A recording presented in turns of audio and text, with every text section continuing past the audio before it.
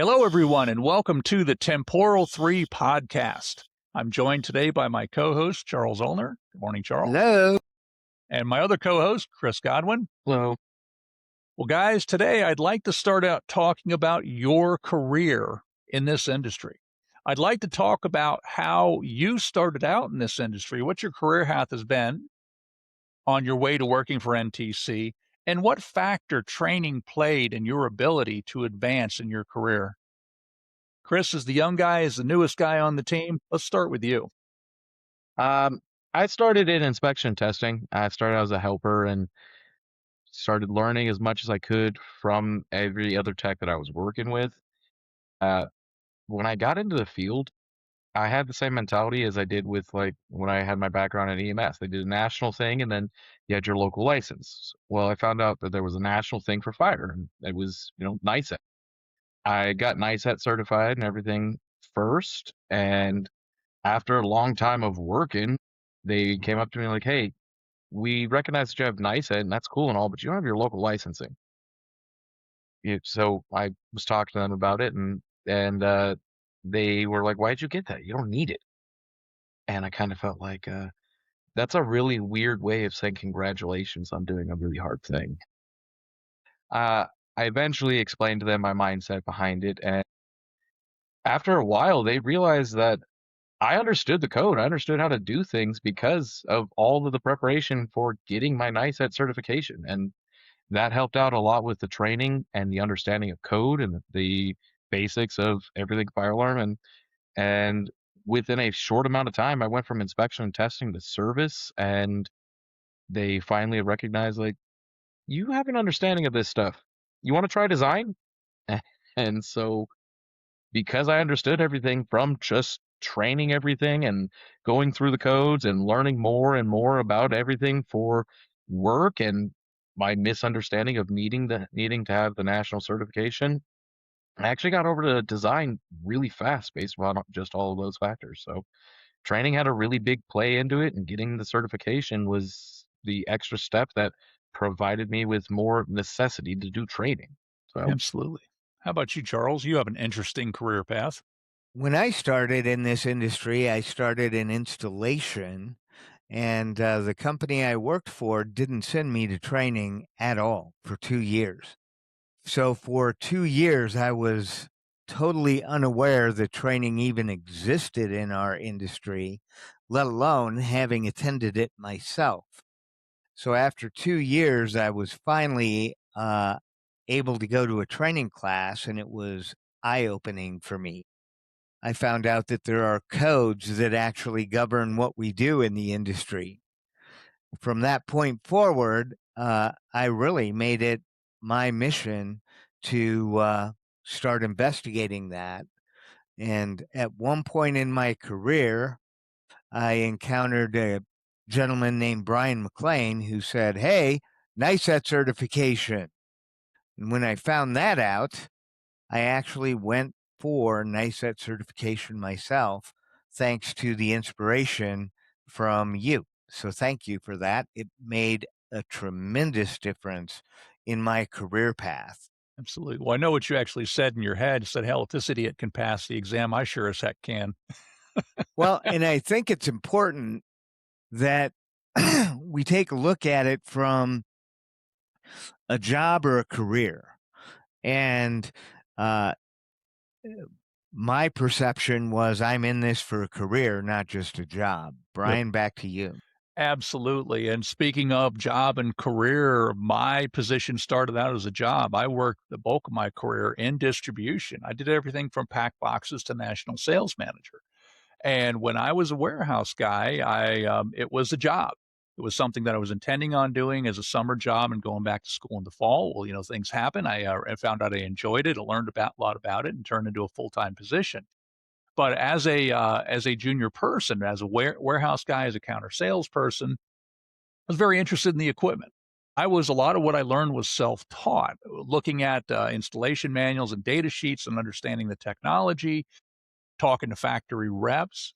And then as my career in distribution progressed, I was able to move in the systems with a distributor, and I've held systems positions for a couple of with a couple of different companies for different number of years, and I encountered NICET certification, which I was not aware of previously, actually through a project product manager at one of the distributors that I worked at who told me about it. And I investigated. And it's funny because way back when, and Charles, you can attest to this, NICET really didn't have a website.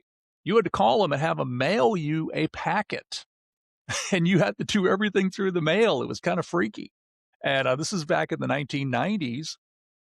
And I got NICET certification, and it actually helped out tremendously in my the distributors that I've worked for, the distributors didn't really necessarily value NICET certification, but it also showed them too that I was interested in advancing myself and improving myself. It showed our customers that I was serious about what I did. And I got NICET fire alarm certified. I went on to get sprinkler certified. When NICET offered the audio certification, I got that certification. When they introduced the video certification, I got that certification. Those last two they don't do anymore, by the way. But I pushed myself to get additional certifications, and as a way to credential myself, as a way to prove to myself and the people I work with that I was serious, that this was a career for me, not just a job. And I think that's really a key thing. Uh, as professionals in the industry, when we make that switch from it's a job to it's a career, training becomes so much more important. I was Absolutely. gonna I was gonna say that is the one thing that I've noticed is people that look at this as a job, it's a job. People that look at this as a career, I need to have training, I need to have a deeper understanding, I need to do more and more and more. And that is a very big differentiator is just the want to do training to make this more than just a job. Absolutely. I think that's a key factor. And I think from an employer perspective, I think about the dealer perspective. Yeah, you're going to need guys who are wire pullers. You're always going to need guys who are wire pullers, who can do the basic stuff, do the hard work. I just like that old analogy goes: the world needs ditch diggers. But is being a ditch digger hard work? Does being a ditch digger pay very well? No, but there are also people going to be who are going to aspire for more, and those are the people that I want a certain number of on my team. I would want people who don't just want to be wire pullers the rest of their lives. They want to learn, that they want, as Chris said, your career path is an excellent example, that you chose to improve yourself and it resulted in your opportunity to advance and make more money. Excellent. Well, thanks, guys, on that. I'd like next to talk about code. Let's talk about NFPA 101, the Yeah. much ignored code, both in the real world and in the NICET exam. It's a book that you're not going to see until level three, and does cause a little bit of anxiety for our level three NICET fire alarm students because for a lot of them that is their first exposure to this book. You know, they've seen IBC at level two, they're going to see it again at level three and level four, but 101 is a book that they're only going to see in one exam and probably very infrequently in the real world.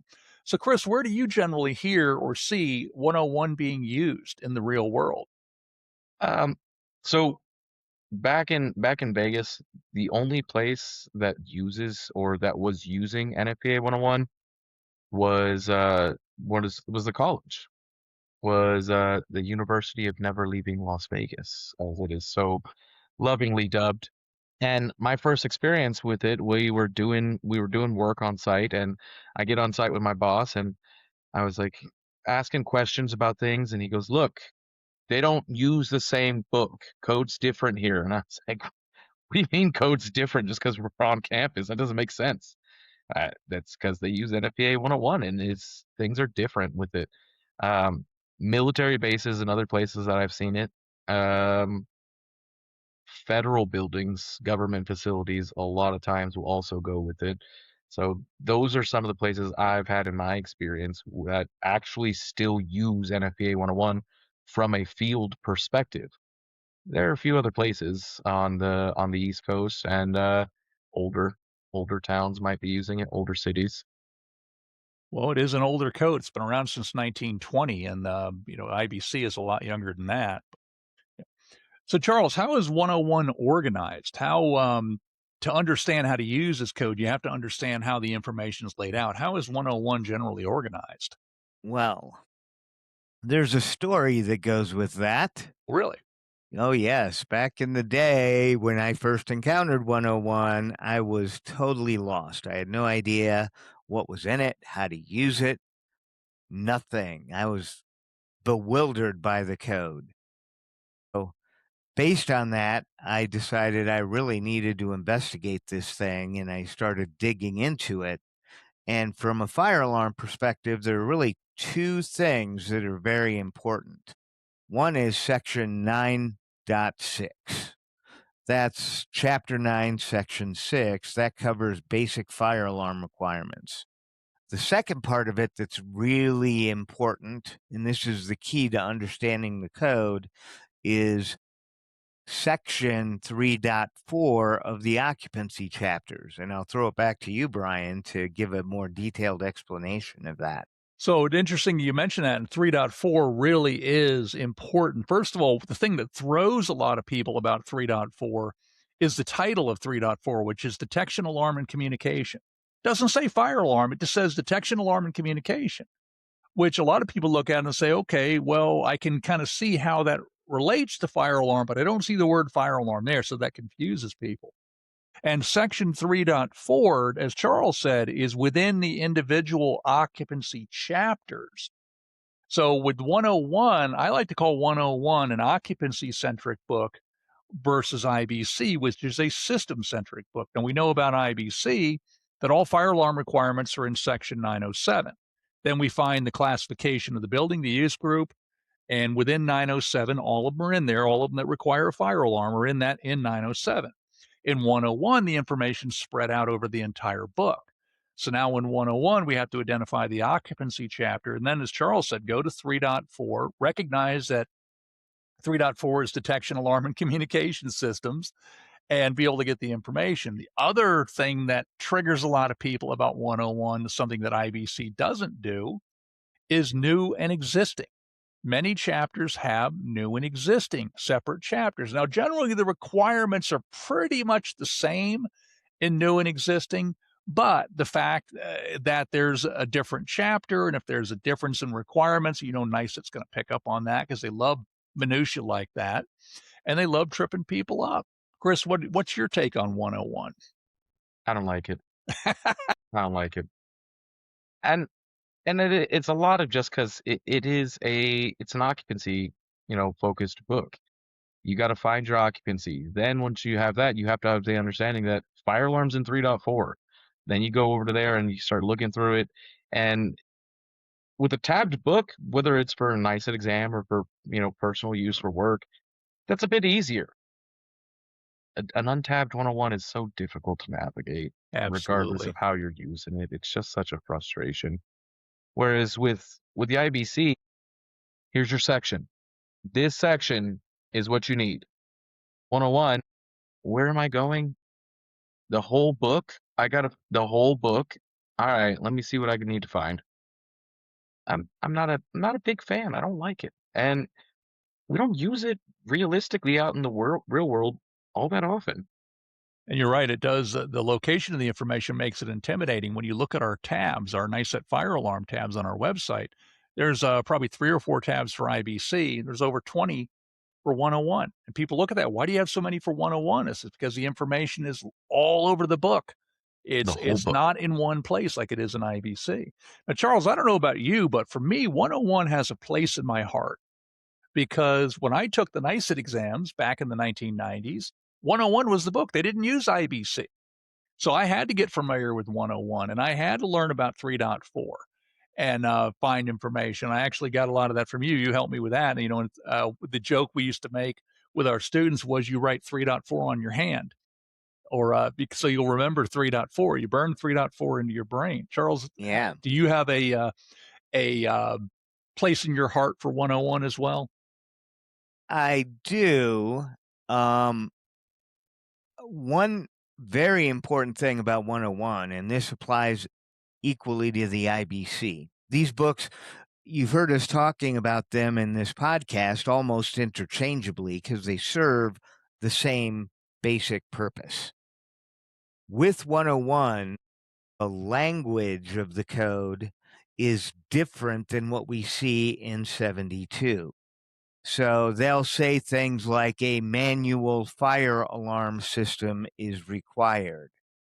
If these conditions are met, then you have to do this.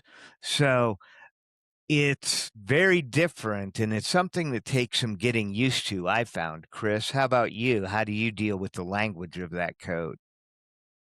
Dealing with how 101 deals out its language, it takes a second. And a great example on that is with monitoring. They don't Yep. use the term monitoring. It's Right. emergency forces notification, Yep. which feels overly aggressive. It's overly aggressive. It's just talking about the fire department. We're alerting the emergency forces, the people that are going to come. But it's the language is not utilized in a way that's familiar. Once you get into it, it's you oh, okay, that just means monitoring. But yeah, it's I don't like it. And as you mentioned, it's an older book. The language has not really been updated, and it holds a place in my heart because I had to use it for level 3. I had to use it for level 3 exam. I had to use it for the bit of time I was on campus, and outside of that, no, I don't like it. Just Charles, don't bring it around. I don't think Chris feels a love for 101 like you and I do. We have kind of that fond memory of it from our exam experiences. The IBC Certainly. exists now.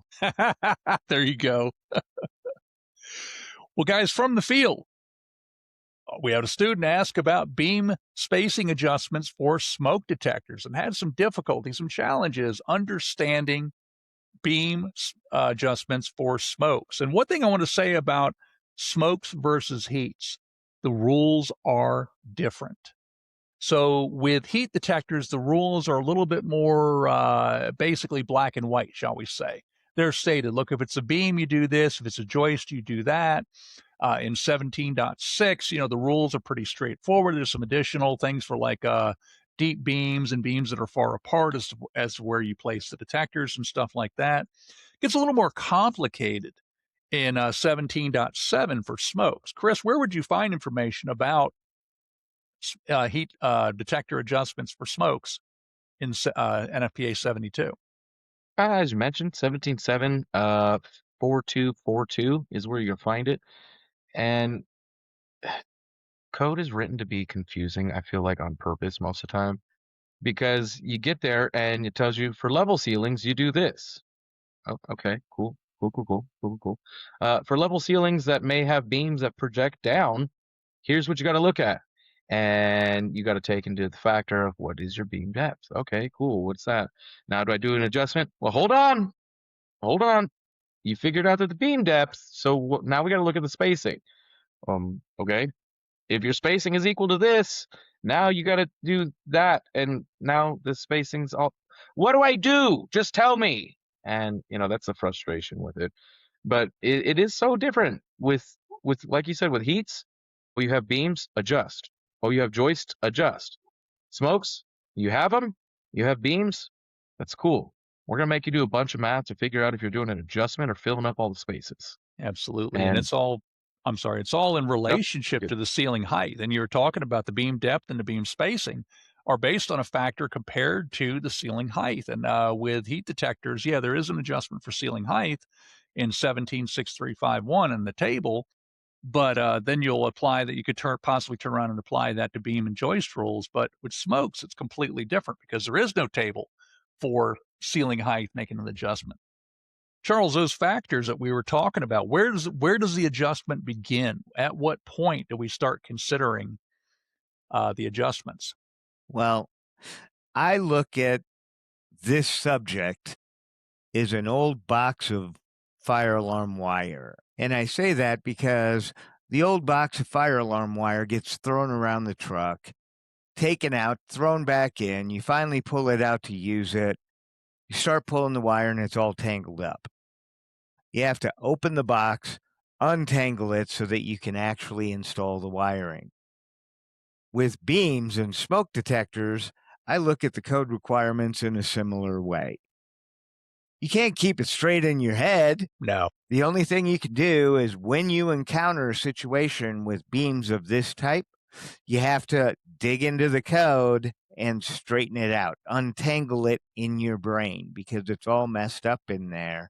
And not only that, the rules have changed from editions of the code. True. I've seen that over True. the years. Brian, I'm sure you have too. That's true. Yeah, this is, I'd say, relatively recent. It's probably been a good 10 or 15 years. But yeah, the rules used to be different. And the newer editions, 17.74242, is where they set up those factors. And you're right. Old guys like you and I can remember when the rules were different. And then the engineers at NFPA said, nope, not good enough. We're going to do something different.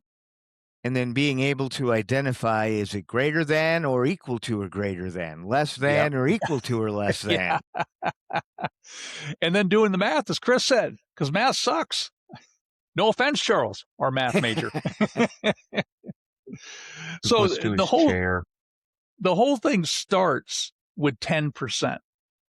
And if you have less than 10%, beam depth that is less than 10% of the ceiling height, there's no impact. It's smooth ceiling spacing.